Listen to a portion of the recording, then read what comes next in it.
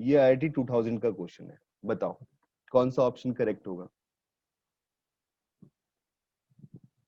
Yes, बोलता है Z1 Z3 Z2 Z3 they are 3 complex number जिनके मैग्नीट्यूड्स 1 है, राइट? और 1/Z1 1/Z2 1/Z3 का मैग्नीट्यूड भी, इनके सम का मैग्नीट्यूड भी 1 है, तो Z1 Z2 Z3 का वैल्यू क्या होगा? अगर आप ना दिमाग से सोचोगे तो इस क्वेश्चन में कुछ भी नहीं है। क्यों? क्योंकि mod of Z1 equal to 1, इसका मतलब mod of Z1 square this is equal to 1, and this implies Z1 into Z1 conjugate this is equal to 1, right? बात समझ रहे हो मैं किस पाथ पे चल रहा हूँ? And this implies that Z1, या बोल सकते हो 1/Z1 this is equal to Z1 conjugate, है ना? मॉड Z1 इक्वल टू 1 हमेशा यही रिप्रेजेंट करता है कि Z1 और उसका कॉन्जुगेट, Z नंबर और उसका कॉन्जुगेट दोनों कैसे नंबर से बेटा? एक दूसरे के रेसिप्रोकल नंबर से, यही चीज शो करता है, राइट? तो हमारे पास 1/Z1 का वैल्यू कितना मिल गया? Z1 कॉन्जुगेट मिल गया। तो अगर मैं यहाँ पे इस नंबर को देख रहा हूं, इस नंबर पे मैंने सारी वैल्यूज प्लेस कर दी, किस पे? 1/Z1 plus 1/Z2 plus 1/Z3। ये आ गया क्या? कौन सा ऑप्शन? डी। सेकेंड ना? सेकेंड या थर्ड बेटा? Sir D D. डी नहीं यार, देखो बताता हूं। 1/Z1 कितना हो गया? Z1 conjugate. सिमिलरली 1/Z2 कितना हो गया? Z2 conjugate. और 1/Z3 कितना हो गया? Z3 conjugate. कितना कम काम किया। और ये वैल्यू कैसे लिखी जा सकती है? By the property of conjugate, Z1 plus Z2 plus Z3 का होल कॉन्जुगेट, इसका मैग्नीट्यूड। और हम जानते हैं किसी कॉम्प्लेक्स नंबर का मैग्नीट्यूड और उसके कॉन्जुगेट का मैग्नीट्यूड हमेशा सेम होता है बेटा। So this value is equal to mod of Z1 plus Z2 plus Z3, है कि नहीं? और ये वैल्यू तो मुझे 1 दी हुई थी, तो ऑब्वियसली यहां से क्या हो गया? Mod of Z1 plus Z2 plus Z3, इसका वैल्यू भी कितना आ गया? This is also equal to 1। So your first option is correct, this value is equal to 1। कुछ भी नहीं, इतनी छोटी सी कैलकुलेशन है। हाँ या ना? समझ में आया? बताओ। ओके, सो अब बढ़ते हैं आगे। क्वेश्चन नंबर 4 ये बोलता है late Z equal to x plus iota y be a complex number where x and y are integers, then the area of rectangle whose vertices are the roots of this equation। वैसे अगर देखें तो question में यही पूछ रहा है कि what are the roots of this equation. तो आप जल्दी से सॉल्व करो, 1 मिनट का टाइम दे रहा हूं, बताओ क्या होगा।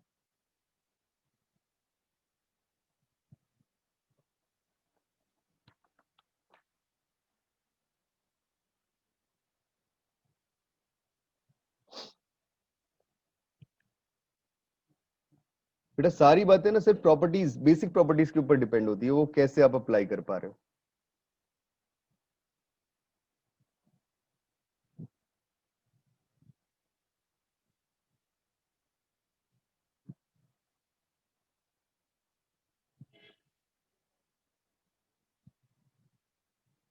यस बताइए,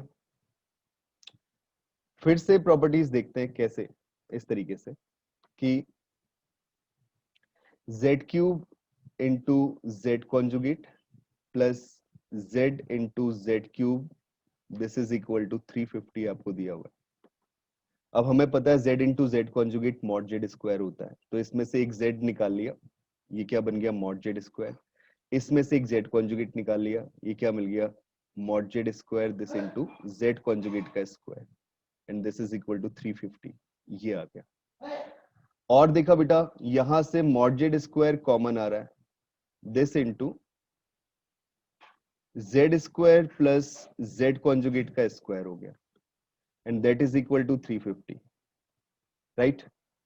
अब जो Z square plus Z conjugate का स्क्वायर है ना, इसे सिंप्लीफाई करो, ये क्या वैल्यू गिवन करेगा? तुम्हें पता ही है इसका वैल्यू, सोचो कितना मिल रहा है। This is equal to mod Z square into 2 into real part of z square, right? This is equal to 350.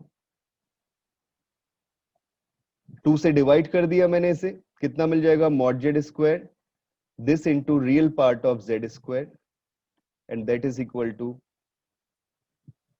कितना हो रहा है? 175,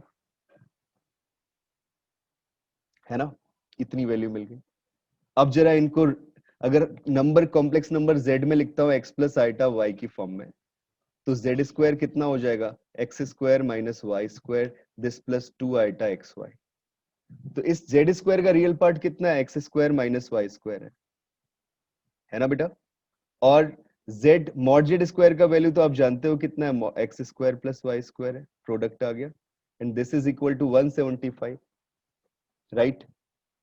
अब जरा सॉल्व करके बताओ, 175 को मैं क्या लिख सकता हूं? 25 इंटू 7, है ना? क्या पता चल रहा है यहां से? X square plus y square into x square minus y square, this value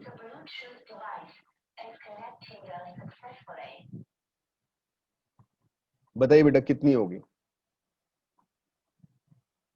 in दोनों का प्रोडक्ट इतना आ गया। मेरी आवाज आ रही है ना तुम लोगों तक? Yes sir. यहां तक 3 समझ और में आ गया? 4 हाँ, क्यों? Sir x 3 square plus 4 square is equals to 25। बिल्कुल, बस वो चीज दिख ही रही है यहाँ पे, है ना बेटा? तो मैंने ये देखा, इसीलिए मैं इस फैक्टर की फॉर्म में ले आया। यहां से देखा, this is 3 square plus 4 square, and that is, या उल्टा लिख लीजिए, 4 स्क्वायर माइनस 3 स्क्वायर, ऐसे लिख लो, ज्यादा अच्छा है ना? लेकिन स्क्वायर कर रहे हैं तो मेरे पास क्या क्या पॉसिबिलिटीज मिल गई? एक्स की पॉसिबिलिटीज मिल गई प्लस माइनस 4, और वाई की पॉसिबिलिटीज मिल गई प्लस माइनस 3। ये चीजें क्लिक होनी चाहिए दिमाग में कि कम कैलकुलेशन में हो जाए। अब बना दीजिए स्क्वायर। तो जो स्क्वायर मुझे मिल रहा है, उस स्क्वायर के वर्टिसेस क्या क्या आ रहे हैं? स्क्वायर नहीं, रेक्टेंगल, उसी का एरिया अपने को निकालना है। तो वर्टिसेस क्या क्या मिल गए? एक तो मिल गया 3 प्लस 4 आइटा, तो यहाँ ऑब्वियसली मिल जाएगा 3 माइनस 4 आइटा, यहाँ पे मिल जाएगा माइनस 3 माइनस 4 आइटा, और यहाँ पे तो मिल ए जाएगा ऑप्शन। A option. ओके बेटा, चेक कर लेते हैं। ये क्या मिल गया? Minus 3 plus 4 iota. साइड्स की लेंथ निकाल लो, कितनी मिल रही है? इसकी लेंथ मिल रही है कितनी? 8, और इसकी लेंथ कितनी मिल रही है? 6। तो ऑब्वियसली 8 इंटू 6 कितना मिल जाएगा? 48। पहला ऑप्शन करेक्ट, बिल्कुल सही, राइट? समझ में आया कैसे कर रहे हैं?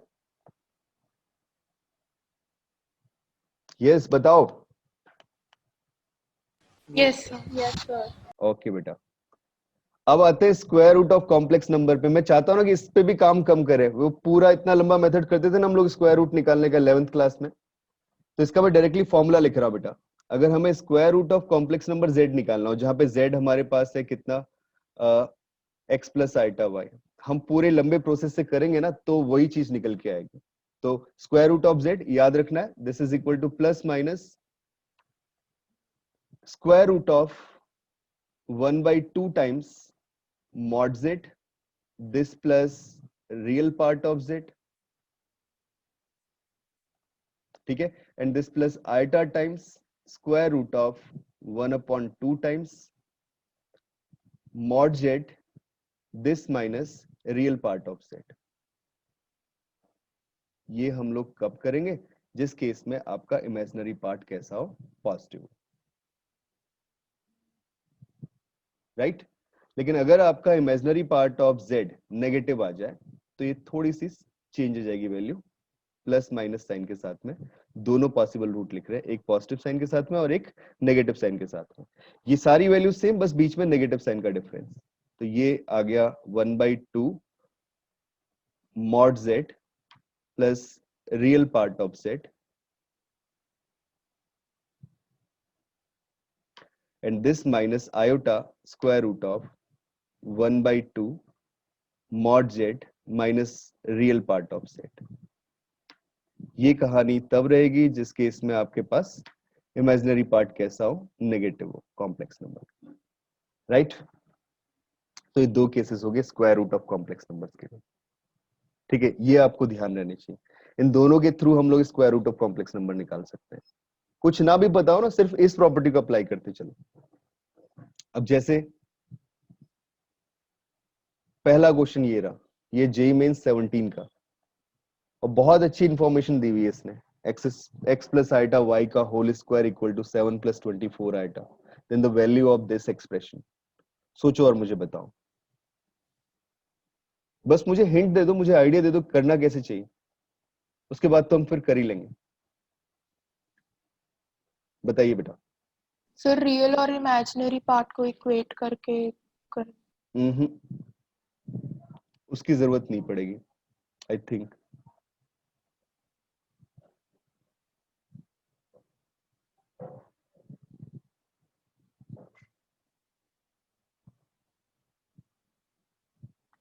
फाइव 26 का स्क्वायर रूट कितना आता है? 24 ही तो आ रहा है शायद, है ना? बस यहीं से सोच लो।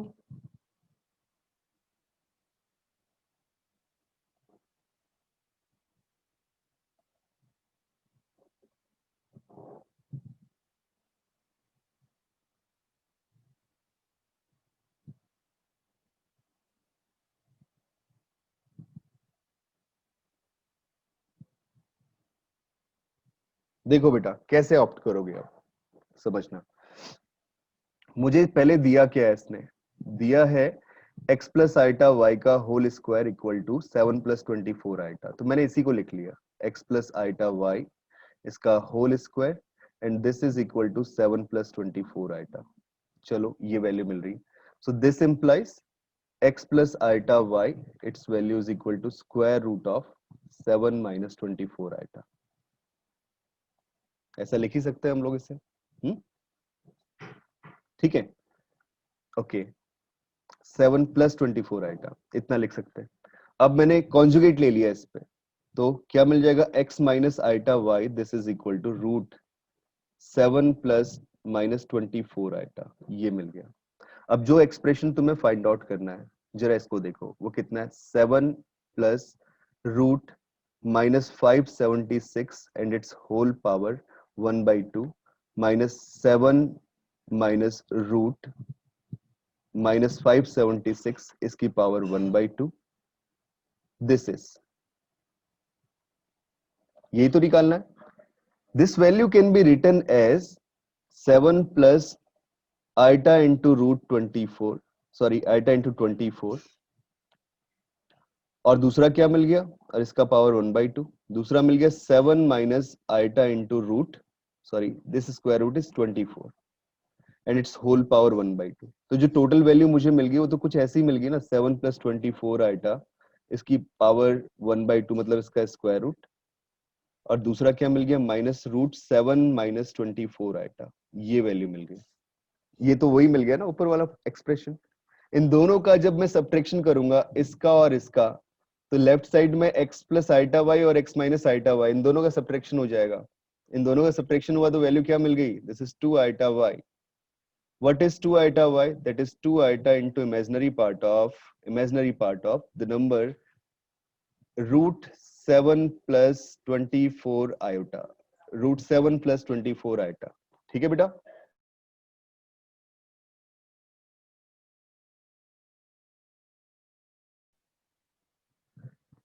ठीक है, this is 2 iota into imaginary part of root 7 plus 24 iota. What is imaginary part of root 7 plus 24 iota? तुमने पढ़ लिया ऊपर, मैंने यही एक्सप्रेशन तुम्हें बताया। देखो क्या है बेटा imaginary part, square root of 1/2 into mod z minus real part of Z.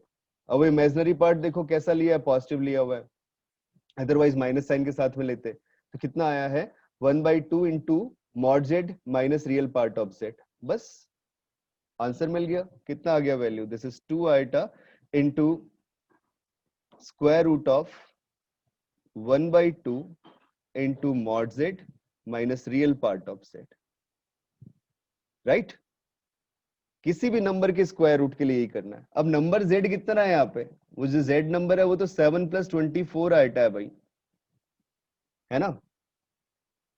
तो अगर मैं मॉड z निकालता हूं तो मुझे क्या वैल्यू मिलेगी, रूट 7 स्क्वायर प्लस 24 स्क्वायर, अब ये 24 स्क्वायर है वो तो मिल गया 576 और ये 7 स्क्वायर आ गया 49, ठीक है। ये आ गया 625 और टोटल वैल्यू कितनी मिल गई 25, तो ये आ गया 2 iota into square root of 1/2 into 25 and this minus real part of the number, this is 7।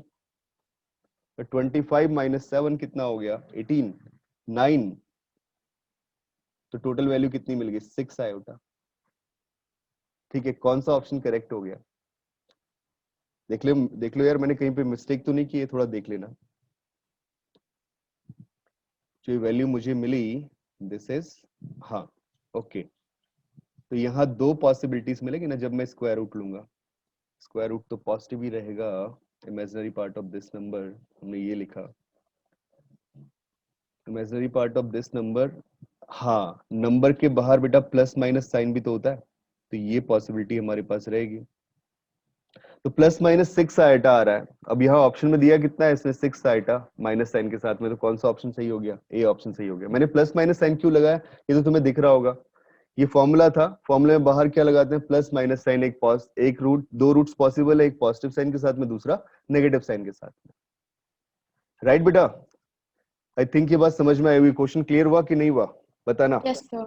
Okay, अब चलते हैं अगले क्वेश्चन पे। पहले हम पोलर और ट्रिग्नोमेट्रिकल रिलेशन रिप्रेजेंटेशन देख लेते हैं कॉम्प्लेक्स नंबर के लिए, ठीक है। तो ये मेरे पास कॉम्प्लेक्स प्लेन है, this plane is, this is x axis, real axis, and this is imaginary axis. Suppose the number lies here, z is equal to x plus iota y. तो जो एंटी क्लॉकवाइज डायरेक्शन में number ने angle लिया हुआ है theta, this is known as argument, और you may say phase, और बोल सकते हो बेटा amplitude of the complex number, right. तो इन चीजों के थ्रू आर्ग्यूमेंट बोला या फेस पर जो भी वर्ड आप यूज करना चाहो of the complex number set, the distance of that number z from origin, this is mod z, ये आप जानते हो।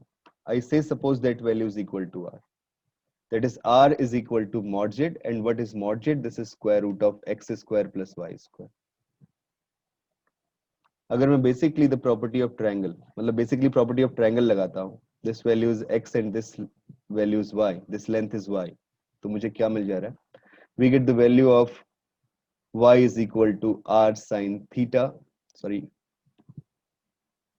and the value of x is equal to r cos theta, right। ये चीज है जो सेंस में ले रहा हूं बेटा, ये जो मैंने एरो लगाया ना इसके साथ में, ये एरो क्या बता रहा है कि आप एंटी क्लॉकवाइज डायरेक्शन में घूम रहे हो। हमेशा पॉजिटिव सेंस ही ये होता है कि आप एंटी क्लॉकवाइज डायरेक्शन में घूमते हो। And if we take these two values of x and y on this number z, तो ये z नंबर क्या बन जाएगा, this z number becomes in the form of r cos theta plus iota r sin theta, and this is equal to r cos theta plus iota sin theta, and we know that the Euler's formula बहुत important है।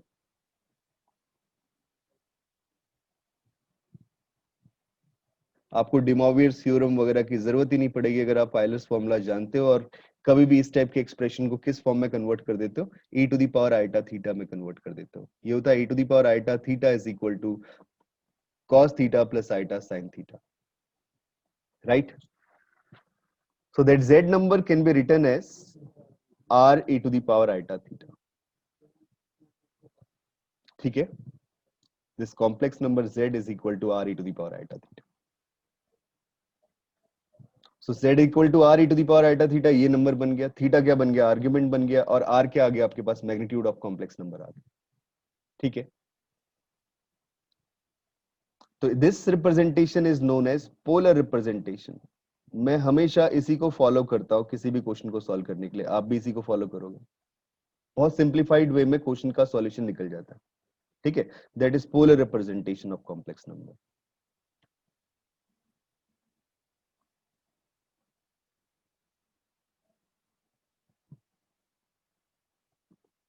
Right, तो बेटा ये चीज बनी z equal to r e to the power iota theta. अब थोड़ा और गौर से चीजों को समझते हैं। देखो कि ये जो एंगल है ट्रेवल किस तरीके से कर रहा है, दो तरीके से। हम यहाँ पे जो आर्ग्यूमेंट लिया जाता है हम उसकी हमेशा क्या लेते हैं, प्रिंसिपल वैल्यू लेते हैं, प्रिंसिपल वैल्यू ऑफ आर्ग्यूमेंट,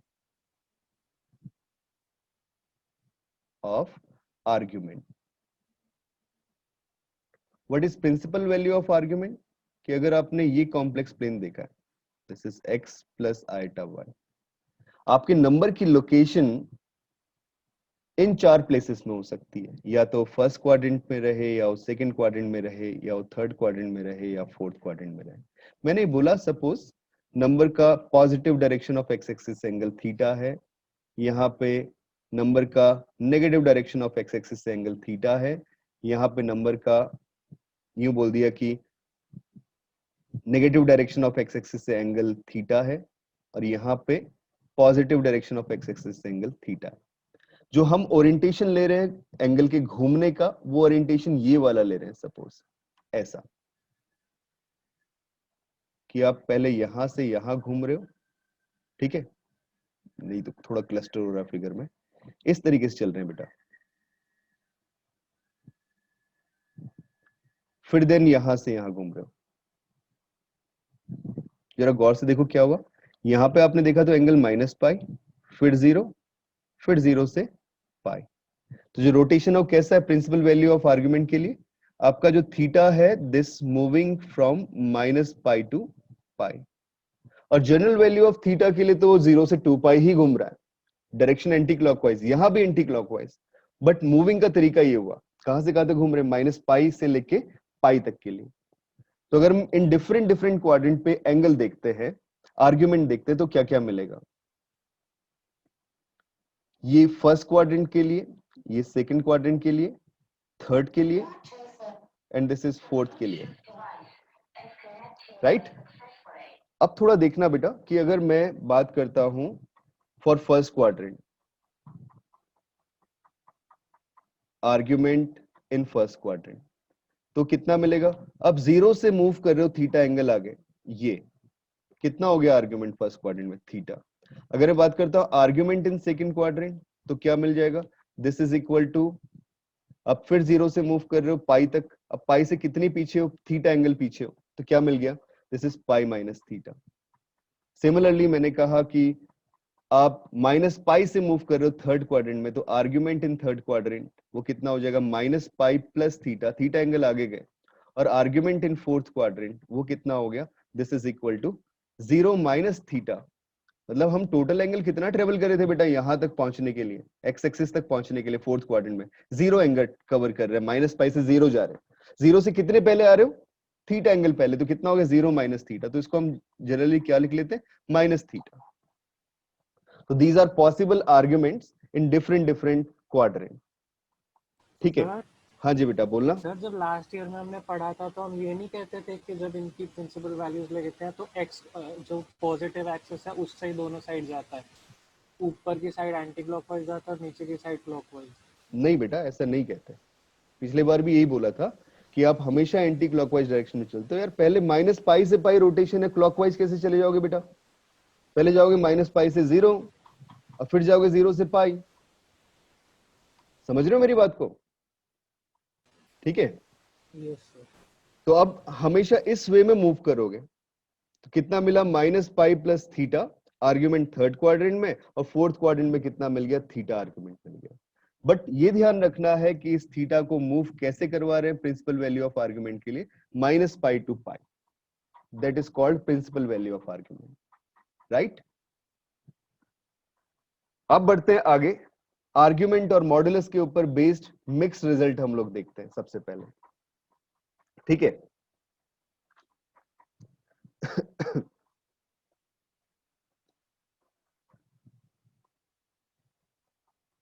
तो मैंने फिर से 4 नंबर ले लिए और उनके आर्ग्यूमेंट्स मान लिए। ठीक है, इस तरीके से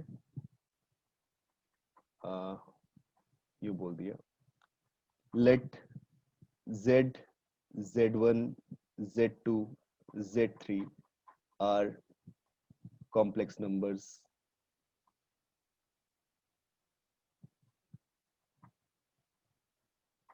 with arguments theta, theta1, theta2 and theta3 respectively. Then the first property, इसमें तो कोई प्रॉब्लम ही नहीं है, बहुत इजीली सोच सकते हैं. पहली प्रॉपर्टी क्या कहती है? प्रॉपर्टी 1. प्रॉपर्टी 1 बोलती है बेटा argument of z conjugate this is equal to minus of argument of z. आप सोच सकते हो इजीली कि अगर मैंने कॉम्प्लेक्स प्लेन में यहाँ पे नंबर z देखा, इसका एंगल कितना था? थीटा था. जब ये नंबर कॉन्जुगेट लूंगा तो इसका रिफ्लेक्शन लूंगा एक्स एक्सिस के अबाउट, रियल एक्सिस के अबाउट, है ना? तो ये नंबर कौन से क्वाड्रेंट में पहुंच गया? फोर्थ क्वाड्रेंट में पहुंच गया. जब फोर्थ में पहुंचा तो बेटा इसका आर्ग्यूमेंट कितना हो गया? माइनस थीटा हो गया. हुआ कि नहीं हुआ? पीछे बता चुका हूं मैं तुम्हें प्रिंसिपल वैल्यू ऑफ आर्ग्यूमेंट की फॉर्म में. हाँ या ना? समझ में आया कि नहीं आया? ठीक है, बताओ. Yes. ठीक है. So this argument of conjugate of any complex number is equal to negative of argument of that complex number. This is property 1. Second property बहुत सिंपल सी है. तो argument of z1 into z2 this is equal to argument of z1 plus argument of z2. Product जब complex number का करते हैं तो दोनों के आर्ग्यूमेंट्स का एडिशन कर देते हैं. ऐसा क्यों करते हैं? ऐसा इसलिए करते हैं, मैं छोटा सा एक प्रूफ भी बताता हूं तुम्हें. As if I take that z1 is equal to r1 e to the power iota theta 1 because मैंने इसका आर्ग्यूमेंट थीटा 1 लिया हुआ है और z2 का आर्ग्यूमेंट क्या ले लिया? थीटा 2. तो ये लिख लिया number r2 e to the power iota theta 2. ठीक है बेटा. तो दोनों का प्रोडक्ट करते हैं तो क्या हो जाएगा? z1 into z2 this is equal to r1 r2 e to the power iota theta 1 plus theta 2. Right? Then what is argument of z1 into z2? This is theta 1 plus theta 2. दोनों के faces का सम, दोनों के arguments का सम. Right? So the argument of z1 plus z2 this is equal to theta 1 plus theta 2. मतलब argument of z1 plus argument of z2. Right? समझ में आ रही होगी सबको property. Similarly we can define that property number 3. ये तो इसी पे बेस्ड हो गई. ऐसे लिख लेते हैं argument of z1 into z2 conjugate. एक का कॉन्जुगेट ले लिया, पहली दो प्रॉपर्टी का को क्लब कर दिया मैंने. क्या लिख लिया? Argument of z1 minus argument of z2. Right? Similarly property number 4, fourth property क्या कहती है? It says that argument of z1 upon z2 this is equal to argument of z1 minus argument of z2. Right? कैसे? इसका भी simple सा वही तरीका इससे पहले वाला. देखो हमने क्या कर लिया? as z1 upon z2 लिख लिया. कैसे बेटा? r1 e to the power iota theta 1 पहला complex number upon r2 e to the power iota theta 2 दूसरा कॉम्प्लेक्स नंबर. क्या हो जाएगा? r1 upon r2 this into e to the power iota theta 1 minus theta 2. तो तुम्हें दिख गया ना आर्ग्यूमेंट क्या मिल रहा है? theta 1 minus theta 2. This implies argument of z1 upon z2 that value is equal to theta 1 minus theta 2. This is the value. That is property number 4. और देखते हैं आगे प्रॉपर्टीज. बहुत बेसिक सी प्रॉपर्टीज थी ये तो. अब एक प्रॉपर्टी हमने थोड़ी देर पहले पढ़ी थी, अब मैं उसको दूसरे फॉर्मेट में लिख रहा हूं इन टर्म्स ऑफ आर्ग्यूमेंट. कभी कभी यहां से डायरेक्ट क्वेश्चन पूछे जाते हैं और आर्ग्यूमेंट के ऊपर बेस्ड तो एक मेंस में क्वेश्चन 100% आएगा. ये दो कॉम्प्लेक्स नंबर्स दे देगा, कुछ रिलेशन दोनों के बीच में गिवन कर देगा, आपसे पूछेगा what will be the argument of these numbers, है ना? तो कैसे सोचते हैं बेटा कि मैंने बोला सपोज एक नंबर मेरे पास z1 है, दिस इज प्रॉपर्टी नंबर 5 है ना. तो mod of z1 minus z2 का स्क्वायर अगर मैं इसे देखूं, या प्लस कर लो पहले फिर और आगे देखते हैं. ठीक है बेटा. तो mod of z1 plus z2 का square, this is equal to mod of z1 square plus mod of z2 square, plus ये पढ़ा था ना तुमने कितना था, 2 times real part of z1 into z2 conjugate. तो जो ये z1 इंटू z2 कॉन्जुगेट है ना, इस वाली वैल्यू को मैं क्या लिख सकता हूँ और करके, this is cos of θ1 minus θ2, मतलब ऐसे लिख ले, अलग से ही लिख लेते हैं दोबारा, और this value is equal to mod of z1 square mod of z2 square plus 2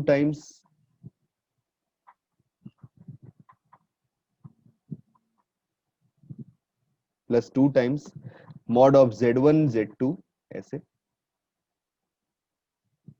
this into cos θ1 minus θ2। क्यों कर रहे हैं ऐसा, देख लेते हैं। बहुत सिंपल सा प्रूफ है इसका, कुछ भी ज्यादा क्रिटिकलिटी नहीं है। ऐसा क्यों हो रहा है बेटा, मैं तो सिर्फ नंबर्स को उनकी पोलर फॉर्म में लिख लूंगा, बिकॉज हमने पोलर रिप्रेजेंटेशन पढ़ लिया है ना। अगर हम ये रियल पार्ट की बात करते हैं, तुम जरा गौर से देखना, ठीक है बेटा, इसका रियल पार्ट देख रहा हूं मैं सिर्फ इसी को प्रूफ कर रहा हूं, कंप्लीट प्रॉपर्टी प्रूफ नहीं कर रहा हूं। तो तुम समझना कैसे किया, as real part of the number z1 into z2 conjugate, if we write them in polar form we get real part of z1 number कितना था, r1 e to the power iota θ1, ठीक है, और z1 z2 conjugate कितना आ गया, r2 e to the power minus iota θ2। conjugate करेंगे तो बेटा आर्ग्यूमेंट पे तो चेंज आना है, कितना नेगेटिव हो जाएगा, मैग्नीट्यूड पे तो कोई चेंज आएगा नहीं, है ना। इतनी बात समझ में आई। And when you club them, what will be the value? This is real part of r1 r2 into e to the power iota θ1 minus θ2। और ये नंबर है क्या, ये नंबर यही तो है, r1 r2 this into cos θ1 minus θ2 plus iota sin θ1 minus θ2। मैंने Euler's formula लगा लिया। तो इसका रियल पार्ट कितना है बेटा, r1 r2 cos θ1 minus θ2।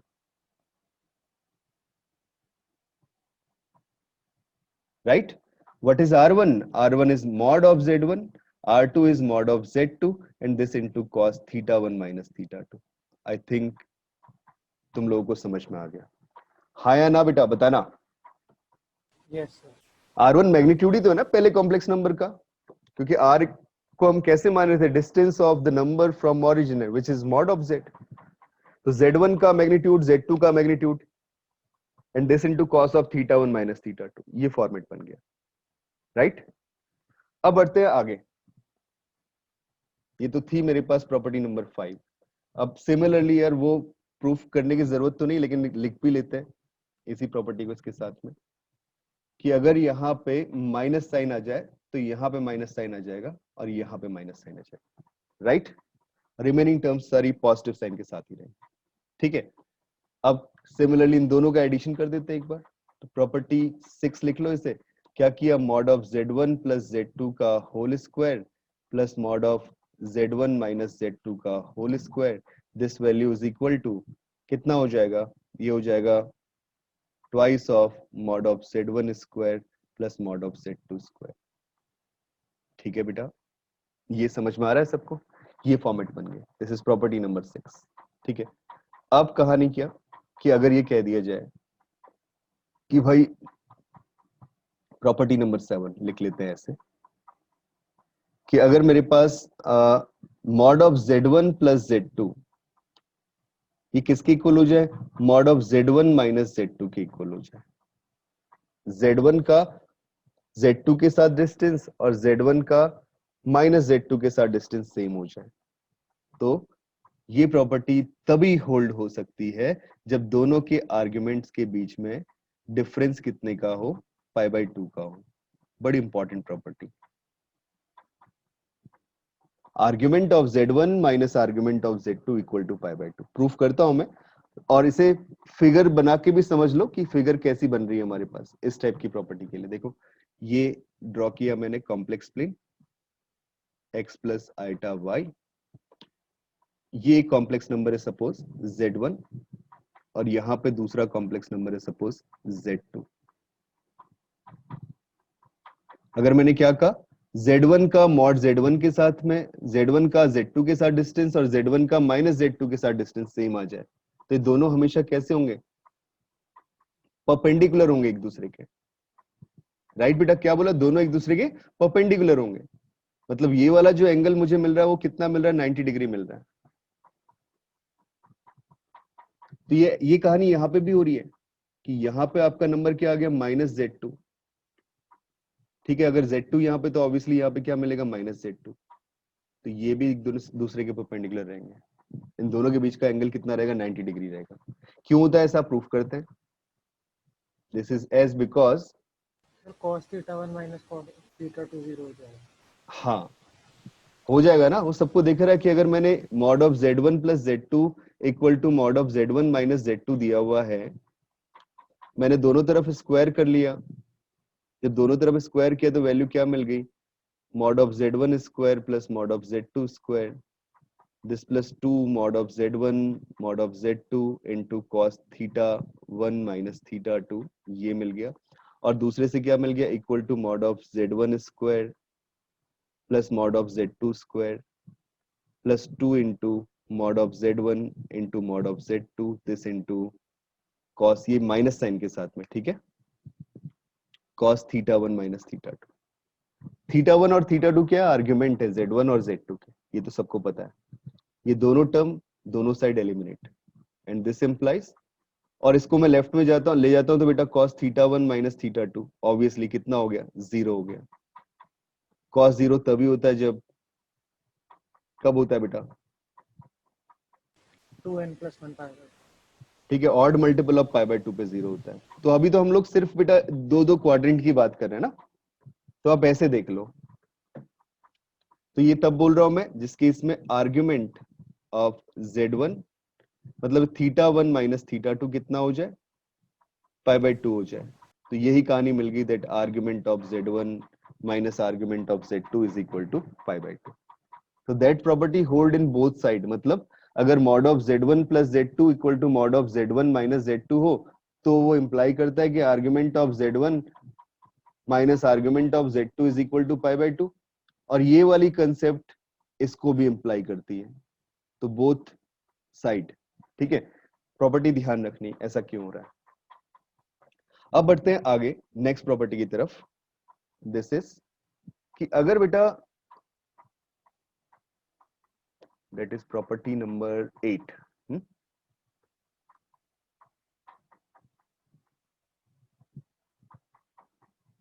Property 8 क्या कहता है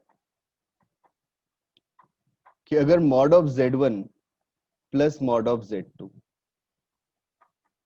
इसका value mod of Z1 plus Z2 के इक्वल हो जाए, तो इस बात का मतलब है the argument of Z1 equal to argument of Z2। कुछ भी नहीं है इसके प्रूफ में, भी बहुत सिंपली प्रूफ हो जा रहा है।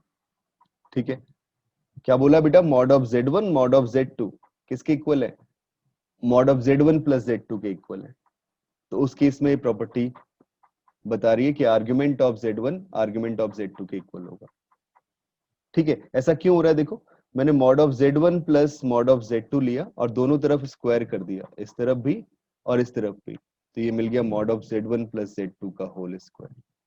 ठीक है, okay, so this implies that mod of Z1 square plus mod of Z2 square, अब तो तुम्हें प्रॉपर्टी पता ही है, plus 2 mod of Z1 mod of Z2, left side में तो परफेक्ट स्क्वायर किया जस्ट, और दूसरी तरफ का फॉर्मूला होता है mod of Z1 square mod of Z2 square, and this plus 2 times mod of Z1 mod of Z2 into cos θ1 minus θ2। दिख गया ना सबको, ये दोनों टर्म्स तो एलिमिनेट होगी दोनों तरफ, और मुझे यहाँ से क्या मिल गया, this implies that cos θ1 minus θ2 this value is equal to 1, and cos θ1 minus θ2 is equal to 1, that means this θ1 minus θ2 is equal to 0, and this implies, देखो मैं, आपने सोचा होगा सर पिछले वाले केस में 3π/2 क्यों नहीं लिया आपने, इस वाले केस में आपने पाई क्यों नहीं लिया, क्योंकि बेटा मेरा रोटेशन ना माइनस पाई से पाई है, हम प्रिंसिपल वैल्यू ऑफ आर्ग्यूमेंट की बात कर रहे हैं। तो हम 3π/2 टाइप के एंगल नहीं उठा रहे, हम पाई नहीं उठा रहे, बिकॉज हम ऑलरेडी माइनस पाई ले चुके हैं। मैंने तुम्हें बताया था theta belongs to -π to π, closed at -π, open at π। Pi पे तो वही वैल्यू मिलेगी ना जो -π में मिल रही।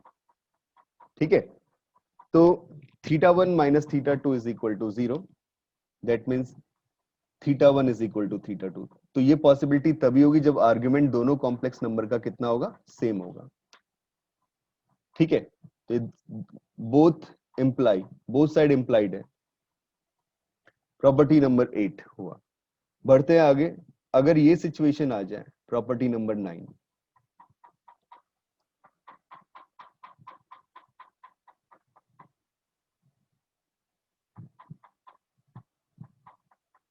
नाइन्थ प्रॉपर्टी क्या कहती है कि अगर mod of z1 plus z2 का whole square, this is equal to mod of z1 square plus mod of z2 square, ये चीज आती है। तो ये बोलता है this hold if and only if z1 upon z2, this is purely imaginary, मतलब इसका रियल पार्ट कैसा हो जाए, 0 हो जाए, दिस इज प्योरली इमेजिनरी।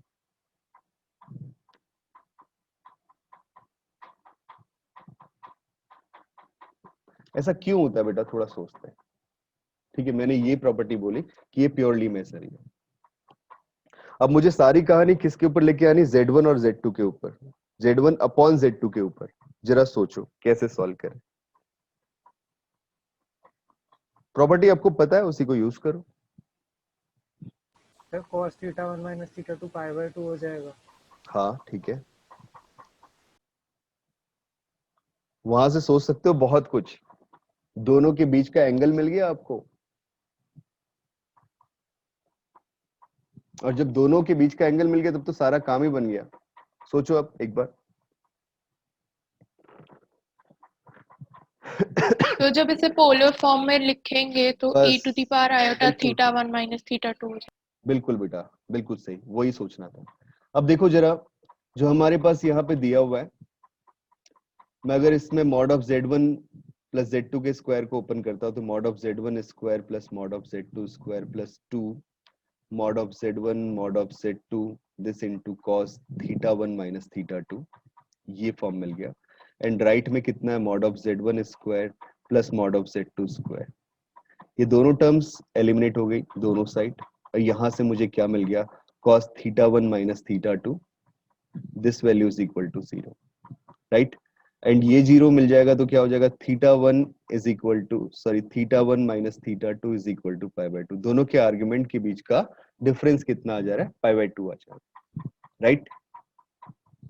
अब दोनों के आर्ग्यूमेंट के बीच का डिफरेंस π/2 आ गया, तो अगर मैं z1 अपॉन z2 को पोलर फॉर्म में लिखता हूं, क्या आ गया, r1 e to the power iota θ1 upon r2 e to the power iota θ2, then this value is equal to r1 upon r2 this into e to the power iota θ1 minus θ2, ये value मुझे मिल गई। And θ1 minus θ2 तो π/2 है, तो ये आ गया r1 upon r2 e to the power iota π/2, एंड e to the power iota π/2 this is iota because क्या होगा, cos π/2 plus iota sin π/2, this is iota r1 upon r2। r1 और r2 दोनों बेटा कैसे, मैग्नीट्यूड है, तो पॉजिटिव रियल नंबर से, क्या है, पॉजिटिव रियल नंबर से, पॉजिटिव रियल नंबर्स के साथ में आइटा का मल्टीप्लाई, तो ये नंबर कैसा हो गया, प्योरली इमेजिनरी नंबर्स। ठीक है, this implies z1 upon z2 is purely imaginary number, यही सोचना था।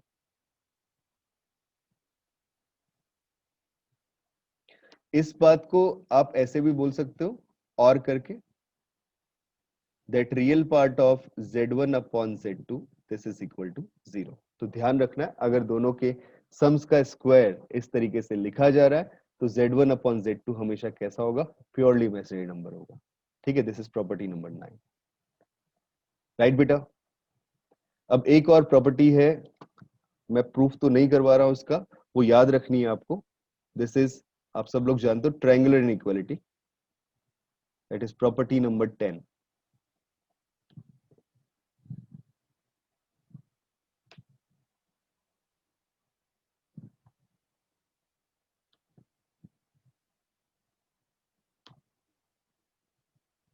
ट्रायंगल इनइक्वालिटी कहती क्या है?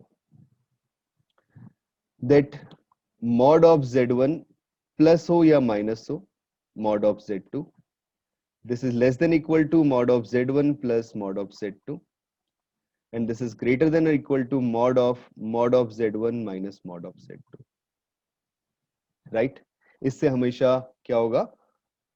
ग्रेटर देन और इक्वल टू होगा, इससे हमेशा क्या लेस देन इक्वल टू होगा। मतलब ये कहने का है कि जो आपके पास लेफ्ट वाला है ना number, this is our minimum value of this expression. ये क्या आ गई आपके पास? मिनिमम वैल्यू मिल गई। और ये क्या आ गई आपके पास? मैक्सिमम वैल्यू मिल गई, राइट? आती कहां से? आप जस्ट बेसिकली ट्रायंगल से भी सोच सकते हो। और तो और अब हमने फॉर्मूला भी देख लिया है ना? देखा ना फॉर्मूला क्या था? फॉर्मूला ये था, देखो अगर तुम गौर से देखो, मैंने क्या किया? स्क्वायर कर लिया। किसका स्क्वायर कर लिया? Z1 और Z2 का। जरा गौर से देखो बेटा, ऐसे यहां पे प्रूफ भी कर लेते हैं, बहुत छोटा सा प्रूफ, मैथमेटिकल प्रूफ कर रहा हूं। mod of Z1 plus Z2 का whole square, we know that this value is equal to mod of Z1 square plus mod of Z2 square, and this plus 2 times mod of Z1 mod of Z2 into cos theta 1 minus theta 2। और जो cos है ना, इसकी minimum value है -1 और maximum value +1, है ना? बस हो गया काम। Minimum value -1, maximum value +1। अगर मैं यहाँ पे cos थीटा 1 माइनस थीटा 2 की जगह पे -1 रखता हूं तो Z1 माइनस Z2 के मॉड का स्क्वायर बनता है ना? और +1 रखता हूं तो Z1 प्लस Z2 के मॉड का स्क्वायर बनता है। तो क्या क्या कहानियां आ रही है? ये आ जा रहा है mod of Z1 plus Z2 का square, this is less than equal to maximum value जब रख रहे हैं तो कितना आ रहा है? Mod of Z1 plus mod of Z2 इसका होल स्क्वायर, और this is less than equal to mod of Z1 minus mod of Z2 इसका होल स्क्वायर। आई थिंक सबको बात समझ में आई? हाँ या ना बेटा बताना। Yes sir. ठीक है, तो अगर मैं स्क्वायर रूट लेता हूं पूरी इक्वेशन में तो मुझे क्या मिल जाएगा? यहां मिलेगा mod of Z1 minus mod of Z2। Why we take this double mod? Because मुझे नहीं पता कि मॉड ऑफ Z2 बड़ा या मॉड ऑफ Z1 बड़ा। ये डिफरेंस जो है ना, ये डिफरेंस नेगेटिव भी हो सकता है और पॉजिटिव भी हो सकता है। जब भी हम स्क्वायर रूट लेते हैं किसी परफेक्ट स्क्वायर नंबर का तो हम उस पर मॉड लगाते हैं, बिकॉज स्क्वायर रूट हमेशा पॉजिटिव वैल्यू देता है ना? तो जब आप स्क्वायर रूट ले रहे हो तो ये पॉजिटिव होना चाहिए, तो जो अंदर वाला डिफरेंस है ना उस पर मॉड लगाना पड़ेगा। Less than equal to mod of Z1 plus Z2, and this is less than equal to, just we write that mod of Z1 plus mod of Z2। ठीक है, यहां मॉड लेने की जरूरत नहीं क्योंकि दोनों पॉजिटिव नंबर्स और दोनों का एडिशन हो रहा है तो नंबर ऑब्वियसली पॉजिटिव ही होगा। So that is triangular inequality. क्या कह रही है कि दोनों नंबर्स के सम का मॉड देखे। जैसे बेटा मैंने यहाँ पे एडिशन के लिए किया, आप पूरी इनइक्वालिटी पे ना Z2 को -Z2 से रिप्लेस कर दो, वो सबट्रैक्शन के लिए हो जाएगा। तो ये प्रॉपर्टी जो आपकी ट्रायंगुलर इनइक्वालिटी है वो होल्ड हो रही है, पॉजिटिव के लिए भी नेगेटिव के लिए भी सेम इनइक्वालिटी होल्ड हो रही है। और मैक्सिमम वैल्यू क्या गिवन कर रहा है ये expression? Mod of Z1 plus mod of Z2, और मिनिमम वैल्यू क्या दे रहा है? Mod of Z1 minus mod of Z2। ठीक है, अब जितनी चीजें हमने की उनके ऊपर बेस्ड कुछ क्वेश्चंस लेते हैं ट्रिग्नोमेट्रिकल फॉर्म्स में। पहला एग्जांपल है the value of this expression sigma n equal to 1 to 10 sin 2n pi upon 11 plus iota cos 2n pi upon 11। yes, what can you say? Sir इसमें वो लगा देंगे यूलर्स फॉर्मूला। ठीक है, लगाइए, बहुत अच्छा, वेरी गुड।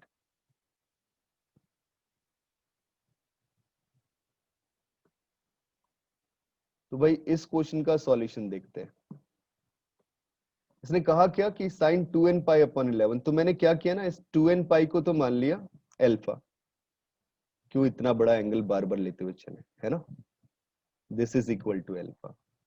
अब जो एक्सप्रेशन था सिग्मा n इक्वल टू 1 से लेके 10, इस पूरे एक्सप्रेशन में से माइनस आइटा बाहर कॉमन ले लिया, देन ऑब्वियसली कितना बन जाएगा? cos alpha plus iota sin alpha बन जाएगा ना? अब तो कुछ बचा ही नहीं इसके अंदर। अच्छा, मैंने एक काम थोड़ा गलत किया, इसको ना 2 पाई अपॉन 11 को अल्फा लो, तो ये n भी तो चाहिए ना, cos n अल्फा और sin n अल्फा लिख लेते हैं। अब सही, ठीक है बेटा। और भी क्या करते हैं, माइनस आइटा।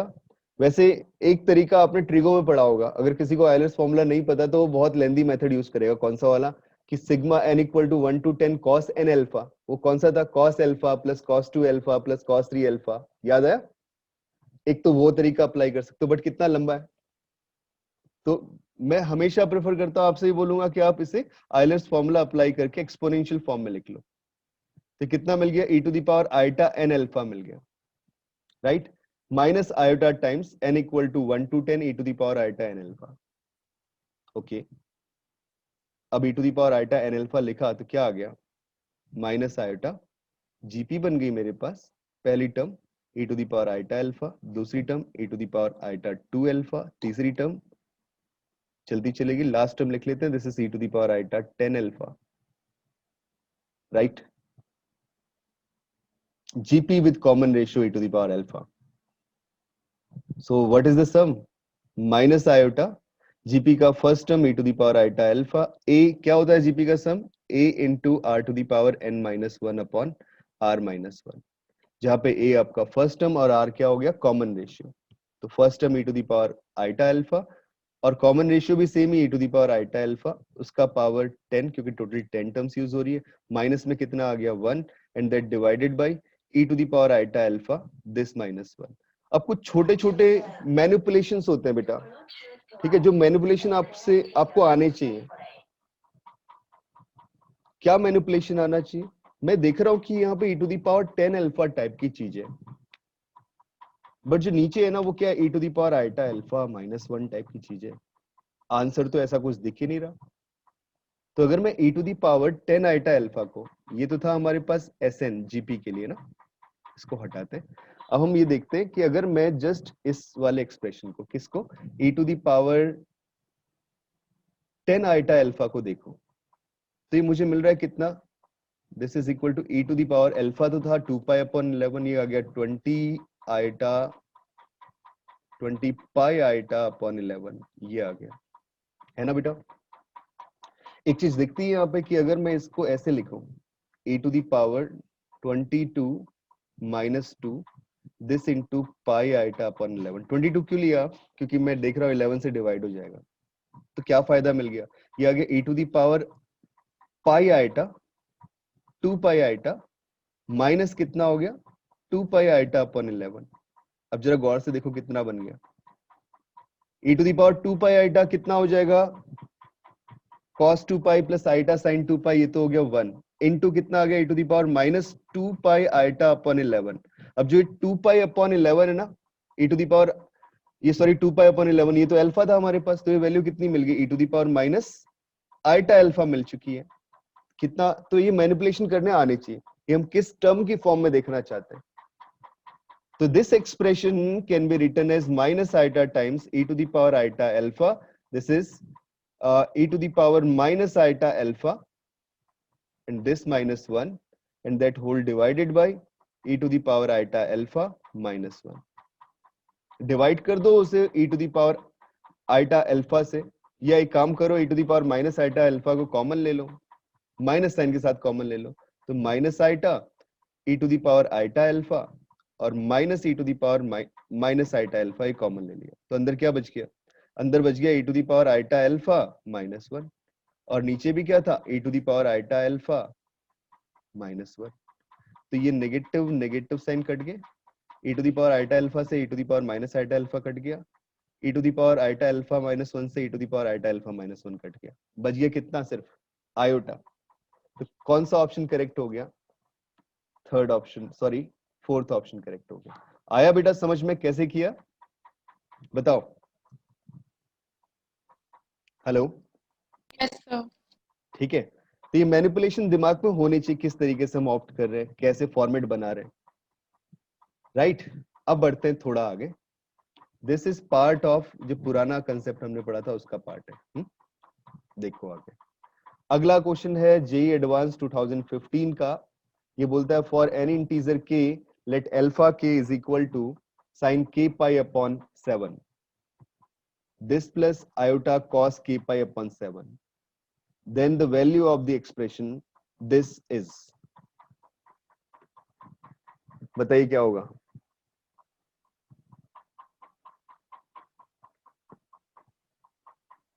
थोड़ा सोचो, दिमाग लगाओ। मैंने तुमसे बोला हमेशा एक्सप्रेशन को किस फॉर्म में लिख लिया करो, आयलर्स फॉर्मूला यूज करते हुए e to the power iota theta की फॉर्म में लिख लिया करो, उसके बाद कैलकुलेशंस आसान हो जाती है। करिए बेटा, क्या होगा?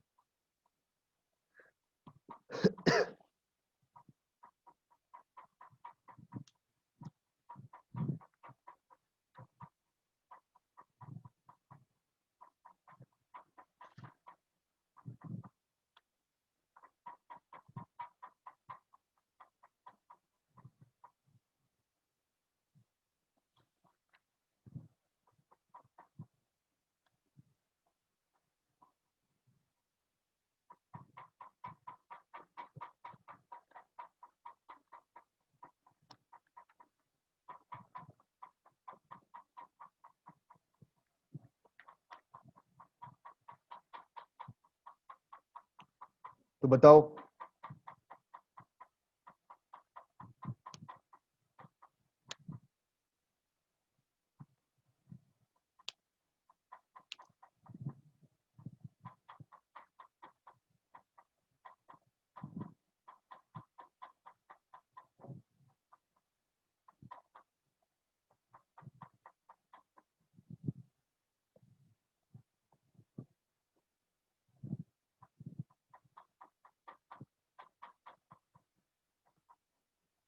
एक काम करते हैं ना, सबसे पहले जो जो एक्सप्रेशन में वैल्यूज दी हुई उनको सिंप्लीफाई करते हैं। देखो, अगर हम गौर से देखें, न्यूमरेटर में जो एक्सप्रेशन है बेटा, मैं चाहता हूं ना कि कम से कम काम करो।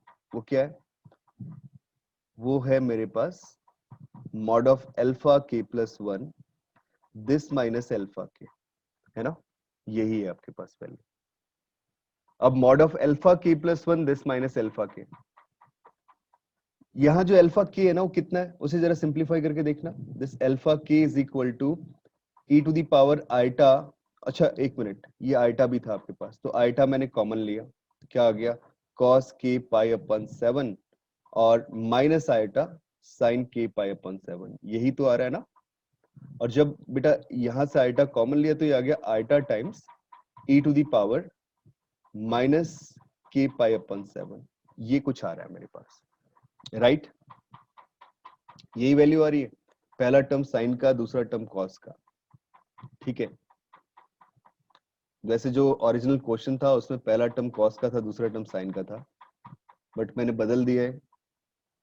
कोई फर्क नहीं पड़ता, इससे भी सॉल्व कर लेते, क्या फर्क पड़ रहा है ना?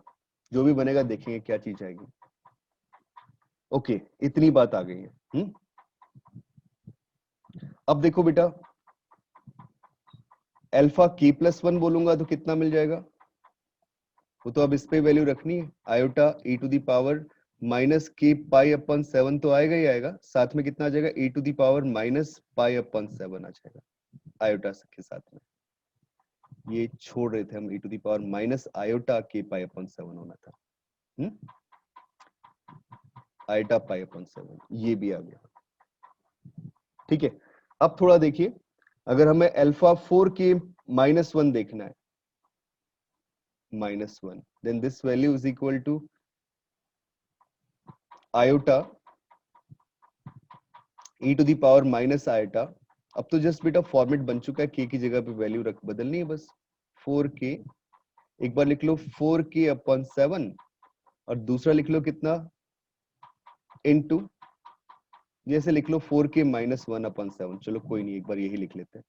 और नेक्स्ट क्या आ रहा है? अल्फा 4k माइनस 2, जो जो टर्म्स पूरे एक्सप्रेशन में यूज हुए मैंने सबको सिंप्लीफाई करके लिख लिया।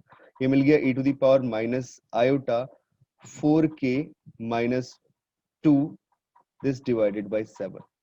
अगर मैं इसको ना 4k माइनस 2 की फॉर्म में इस वाले को लिखना चाहूं तो कैसे लिखूंगा? e to the power 4k minus 1 alpha 4k minus 1 is iota times e to the power, yes, कितना हो जाएगा बेटा? -2 कर रहा तो फिर +2 भी करना, +1 भी करना होगा। तो ये कितना आ जाएगा, minus iota 4k - 2 this divided by 7 and this multiplied by e to the power, yes कितना, आयोटा पाई बाय 7। अच्छा ये पाई छोड़ा है यहाँ पे, सब में मल्टीपल में पाई भी है। ठीक है, इतनी चीजें तो आ चुकी है अपने पास, राइट? समझ में आ रही है सबको? बताओ हाँ या ना बेटा, बताना। ये भी आएगा माइनस साइन के साथ में, आई थिंक सो, हाँ बिल्कुल माइनस साइन के साथ। ठीक है, हाँ या ना भाई, इतना बताना। ये बात समझ में आई? बोलो। Yes sir. ठीक है, अब मैंने ना इस एक्सप्रेशन में रख दिया अल्फा के और अल्फा के प्लस 1, इन दोनों में कॉमन क्या आ रहा है? कॉमन आ रहा है iota e to the power minus k pi upon 7। ये तो कॉमन आ गया, और अंदर क्या बच गया, अल्फा के प्लस 1 से आ गया माइनस पाई अपॉन 7, और यहां से आ गया -1, इसका मॉड, है ना? तुमसे कोई बोले मॉड ऑफ आइटा कितना होता है, तो तुम बोलते हो 1 होता है भाई, 0 + 1 इंटू आइटा, √0² + 1² 1 हो गया। अगर तुमसे कोई बोले e to the power iota theta का मॉड क्या होता है, थीटा कुछ भी हो, तो बोलोगे cos theta plus iota sine theta का मॉड क्या होता है, cos square theta plus sine square theta का स्क्वायर रूट, वो वैल्यू भी कितनी आएगी, 1 ही आएगी, है ना? तो ये वैल्यू तो 1 होती है।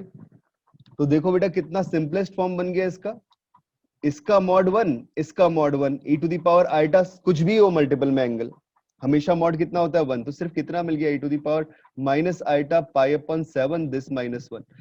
बात समझ में आई सबको, हाँ या ना बताना? बोलो बेटा, इतनी बात समझ में आई? बोलो भाई। Yes sir. ठीक है, अब अगला एक्सप्रेशन आता है मेरे पास, mod of alpha 4k - 1 this minus alpha 4k - 2 this magnitude. ये मैग्नीट्यूड अगर मैं देखूं तो कितनी वैल्यू देगा, दिस इज इक्वल टू, फिर से देखो इन दोनों एक्सप्रेशन में, इसमें और इसमें कॉमन क्या आ रहा है, ये सॉरी इसमें और इस वाले एक्सप्रेशन में iota e to the power minus iota 4k - 2 pi by 7, ये दोनों में कॉमन है। ठीक है, चलो मैंने कॉमन लिख लिया। तो कॉमन टर्म था iota e to the power minus iota 4k - 2 this into pi upon 7, ये दोनों में कॉमन आ रहा है ना? और फिर क्या मिल रहा है मल्टीपल में, वो आ रहा है e to the power minus iota pi upon 7 this -1, ये आ रहा है बेटा इसका पूरे का मॉड। अब फिर mod of iota 1, mod of exponential की पावर में आइटा के साथ में मल्टीपल में कोई भी एंगल हो वैल्यू, तो उसका मॉड तो हमेशा 1 ही होता है, ये तो गया बेचारा। फिर बचा कितना मेरे पास, mod of e to the power minus iota pi upon 7 this -1, ये आ गया, राइट? ये वैल्यू मुझे मिल चुकी है। So this is equal to, चलो ठीक है इतना छोड़ दिया, ये न्यूमरेटर में और ये डिनोमिनेटर में।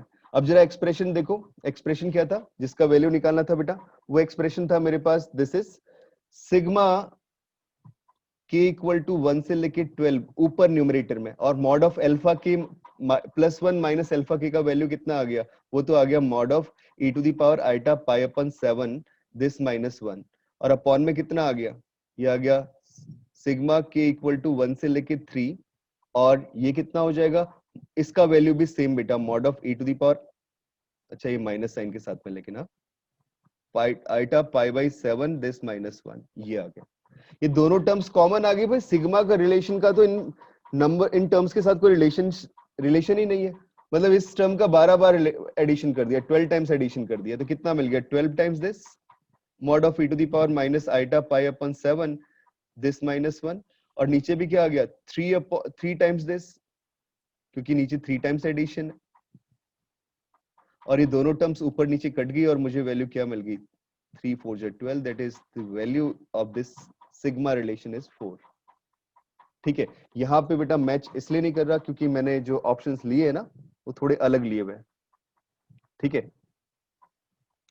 बात समझ रहे हो, क्योंकि मैंने जो एक्सप्रेशन था वहां पे वो चेंज किया हुआ था। तो एक काम कर लेते हैं, यहाँ पे जो एक ऑप्शन है बी ऑप्शन, उसी को मैं कन्वर्ट कर देता हूँ, इसी को लिख लेते हैं हम लोग कैसे, दिस इज सपोज 4, तो बी इज करेक्ट।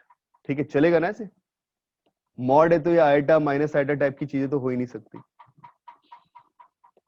और मॉड है तो -1 टाइप की चीज भी नहीं हो सकती। थोड़े ऑप्शंस गलत थे, मैं प्रॉपर ऑप्शन लिख देता हूँ जो जो थे यहाँ पे इस पेपर में, जैसे 8, 4 एंड 6 और 2, ये ऑप्शंस थे बेटा। तो हमारा बी ऑप्शन करेक्ट हो गया, राइट। ये क्वेश्चन था जेईई एडवांस 15 का। तो देखो कितनी कम कैलकुलेशन और पैटर्न देखना होता है। मैंने डायरेक्टली इस मॉड के सम को एक्सपेंड करके सॉल्व करना शुरू नहीं किया, मैंने पहले टर्म्स को सिंप्लीफाई किया, देन उसके बाद सारी वैल्यूज को लिखा, राइट। समझ में आया बेटा सबको, हाँ या ना बताओ। Yes sir. ठीक है, Yes. ओके बेटा। अब देखिए question number 8। If Z1 and Z2 are two complex numbers such that mod of Z1 equal to mod of Z1 minus Z2 plus mod of Z2, then which of the following option is correct? बताइए। Sir ये तो property की थी अभी। ये तो property हो गई, बहुत बढ़िया। तो कौन सा ऑप्शन करेक्ट हो गया? फर्स्ट ऑप्शन, है ना? हुआ कि नहीं हुआ बताओ। Yes sir. Yes, sir. ठीक है, अगर तुम्हें प्रॉपर्टी याद नहीं आती तो भी प्रूफ कर सकते हो यार, 1 मिनट का काम है ना। तब भी कैसे कर सकते हैं बेटा कि भाई मुझे ये दिख रहा है। वैसे तो प्रॉपर्टी क्या थी कि, सॉरी मार्कर चेंज कर देता हूं मैं, कि अगर मेरे पास ये Z1 नंबर है और दूसरा क्या है, mod of Z1 minus Z2 this plus mod of Z2, तो उस केस में होता क्या था कि इन दोनों का सम जो है ना, अगर इस नंबर के इक्वल आ रहा है तो हम बोलते थे इसका आर्ग्यूमेंट और इसका आर्ग्यूमेंट सेम होगा, mod of Z1 minus Z2 का और मॉड ऑफ और Z1 Z2 का आर्ग्यूमेंट सेम होगा। बट उस प्रॉपर्टी के बिना अगर सॉल्व करना हो तो कैसे करेंगे, इसे ओपन करके लिख लिया मैंने, mod of Z1 minus Z2 this is equal to mod of Z1 minus mod of Z2, दोनों तरफ स्क्वायर कर दिया, स्क्वायर कर। और स्क्वायर करने के बाद फिर बेटा ओपन कर दिया mod of Z1 square mod of Z2 square, this minus 2 times mod of Z1 mod of Z2 this into cos θ1 minus θ2। अब तो सिंपल सा फॉर्मेट है, अब तो प्रॉपर्टी भी याद होगी mod of Z1 square plus mod of Z2 square this minus 2 into mod of Z1 mod of Z2। Then obviously ये टर्म्स तो कट गई दोनों तरफ और मुझे यहाँ से वैल्यू क्या मिल गई, this is cos θ1 minus θ2 this value is equal to 1, है ना बेटा, ये आ चुका है। cos θ1 minus θ2 is equal to 1, so इसका मतलब this implies θ1 minus θ2 is equal to 0. This implies argument of Z1 is equal to argument of Z2. Straight forward question था, आपका पहला ऑप्शन करेक्ट होगा, right. Similarly, let's take that another question, question number 9. ये है AIEEE 2004 का, and you can use the properties of argument directly. कुछ भी ज्यादा काम नहीं होना।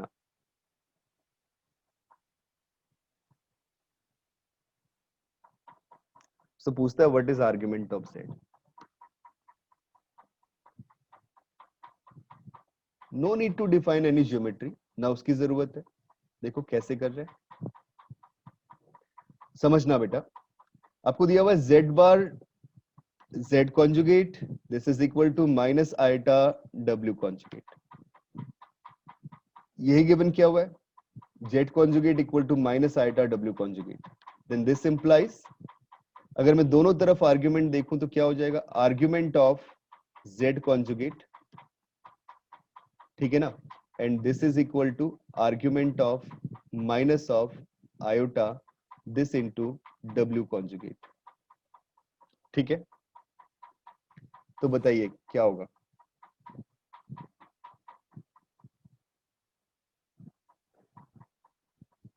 ये तो आ गया ना सीधे सीधे, कितना कम काम है अब तो, जल्दी सोच के बताओ क्या बोलोगे। Z कॉन्जुगेट का आर्ग्यूमेंट सपोज ले लिया बेटा थीटा, मतलब मैंने ले लिया Z कितना है R e to the power iota θ1 है, और Z2 और W कितना है, सपोज ये है, इसको R1 ले लो, ये R2 e to the power iota θ2 है बेटा, ठीक है। तो मतलब Z का आर्ग्यूमेंट θ1 है और W का आर्ग्यूमेंट कितना है, θ2 है। तो अगर मैं Z कॉन्जुगेट का आर्ग्यूमेंट देखूंगा तो माइनस θ1 हो जाएगा, और argument of iota minus iota, तो माइनस तो बाहर निकाल लो भाई, कॉम्प्लेक्स नंबर के साथ नेगेटिव का मल्टीप्लाई करोगे तो आर्ग्यूमेंट के साथ क्या होगा, होगा नेगेटिव का मल्टीप्लाई, या नहीं? बताना बेटा, किसी नंबर के साथ में नेगेटिव का मल्टीप्लाई कर दिया, क्या उसका आर्ग्यूमेंट चेंज होगा? और चेंज होगा तो कितने से चेंज होगा? सर पाई से। पाई से। Very good. किससे चेंज होगा? पाई से। ये चीजें दिमाग में क्लिक होनी चाहिए। तो हम एक काम ये कर लेते हैं ना कि सीधे सीधे माइनस आयटा का आर्ग्यूमेंट लिख लेते हैं।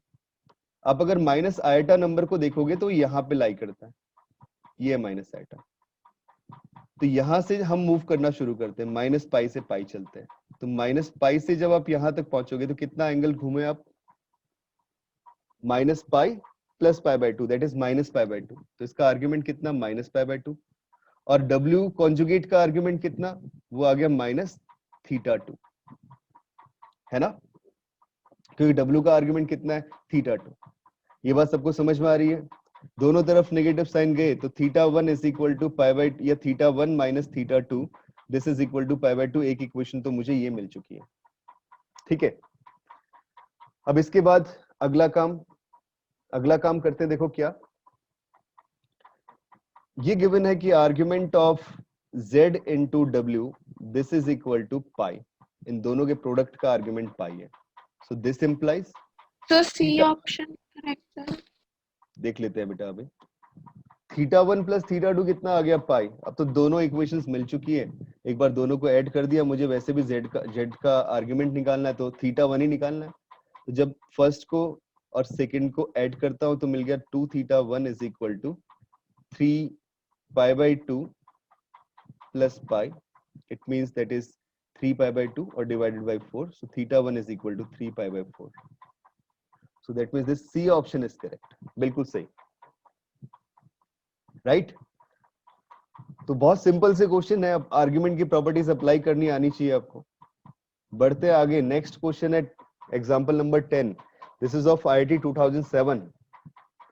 मॉड z इक्वल टू 1 दिया हुआ है, मतलब नंबर यूनी मॉड्यूलर है, और z is not equal to plus minus 1, then all the values of z upon 1 minus Z square lies on.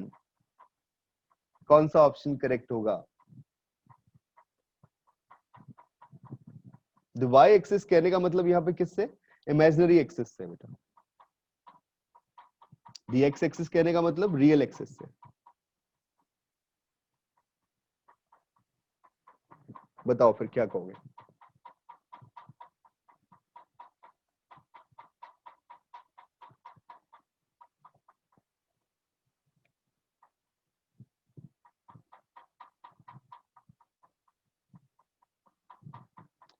आप सॉल्व करते वक्त दिमाग में क्लिक क्या चीज करनी चाहिए? दिमाग में क्लिक ये करना चाहिए, समझो कि mod of z equal to 1 दिया हुआ है, इसका मतलब z को आप लिख सकते हो e to the power iota theta. समझ रहे हो सब लोग मेरी बात को? हाँ या ना बताना। z yes equal to e to the power iota theta अगर दिया तो भी मॉड z इक्वल टू 1, या मॉड z इक्वल टू 1 दिया तो डायरेक्टली z को क्या लिख लोगे? e to the power iota theta. उसका मैग्नीट्यूड 1 है भाई। और नंबर को जब लिखते हो तो कैसे लिखते हो? r e to the power iota theta की फॉर्म में लिखते हो। r की वैल्यू कितनी है यहाँ पे? 1। r ही तो मैग्नीट्यूड है। तो जैसे ही देखा मॉड z इक्वल टू 1 तो क्या बोल दिया? z equal to e to the power iota theta. बन गया काम, अब तो कुछ भी नहीं करना। और बोला कि इसकी वैल्यू +1 नहीं हो सकती, -1 नहीं हो सकती, मतलब थीटा की वैल्यू 0 नहीं हो सकती और थीटा की वैल्यू पाई नहीं हो सकती। ये कहने का मतलब है इसका।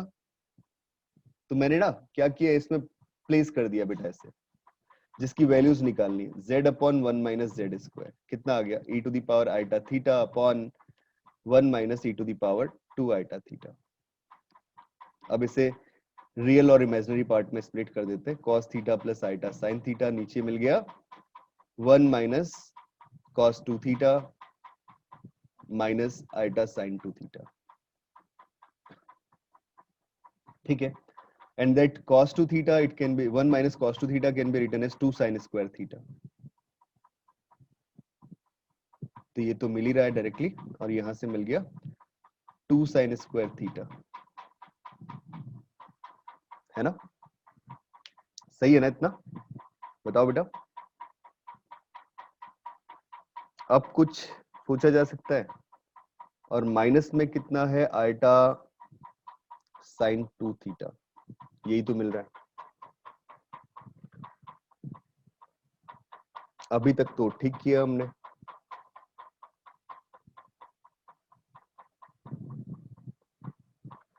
इधर से भी 2 साइन थीटा नीचे से कॉमन आ रहा है डिनोमिनेटर में से, तो ऊपर कितना है cos theta plus eta sine theta, और नीचे क्या आ रहा है, this is 2 sine theta common आया, और यहां से क्या मिल गया, sine theta minus eta cos theta. I think तुम्हें समझ में आ रहा है सबको। और मैं डिनोमिनेटर में से अगर कॉमन लेता हूं माइनस आयटा, तो मुझे न्यूमरेटर ही मिलने वाला है। मतलब ये तो आ रहा है नीचे क्या, दिस इज 2 साइन थीटा, और यहां से माइनस आयटा कॉमन आया, और मुझे क्या मिल गया, cos theta plus eta sine theta, ये मिल गया बेटा। ये दोनों टर्म्स ऊपर नीचे कट गई, और माइनस आयटा ऊपर जाके क्या बन जाएगा भाई, दो तो प्लस आयटा बन जाएगा, तो क्या आ गया, आयटा अपॉन 2 साइन थीटा। ये नंबर कैसा है, प्योरली इमेजिनरी नंबर है।